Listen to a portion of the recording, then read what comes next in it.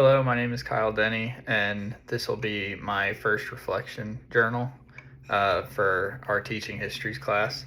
And I'd like to start it off with my epiphany for today. And this came through one of the things that Friedrich Nietzsche taught, and that was the three different ways of viewing history. And this was just like kind of like blew my mind because I was like, wow, that makes so much sense, and it feels so obvious that I didn't think about this already. So yeah, just the three different ways of viewing history. I found that really interesting. And I immediately thought, well, it probably like kind of how you were raised and your political ideology probably like kind of decides which way you lean on that. And I wrote that in my comments saying that like to me it seems like modern day Republicans view history more romantically through a nostalgic lens, and modern liberals or Democrats view history as a critical thing that we need to constantly be reviewing and constantly be looking at, and looking at all the injustices and all of that. And so I thought that was extremely interesting. But then I read a little bit further, and it immediately said that just kind of wherever you are on the political aisle, you're kind of vulnerable to viewing history through this kind of rose-tinted lens.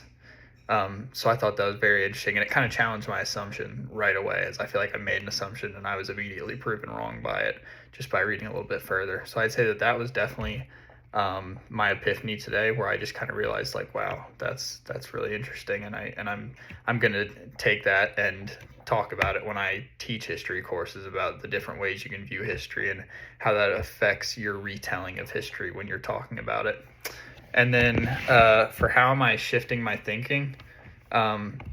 So first, just definitely going to be shifting my thinking in the way that I look at history now, with what Nietzsche said about the three different ways, to making sure that I'm taking as objective a view as possible. I mean, history is going to be naturally subjective just based on who you are. That's going to change how you're looking at history. Let's see, there was one, I'm looking at my comments right now. And then the last comment that I made was about how historians need to take history into circles that history is not being circulated in, so just uneducated circles. And I think that's very important because at my school, you'll hear teachers talk a lot about gifted students and extending their learning and making sure that they're getting all the enrichment that they need, but they often do that at the expense of our general learners. So I think it's very important, like they were saying, with taking history into non-historian circles, we need to make sure that we're not just giving the best accounts of history to our gifted students or our better learners. We need to make sure that we're giving them to our inclusion students and our inclusion learners as well. So I'd say that was a shifting in my thinking.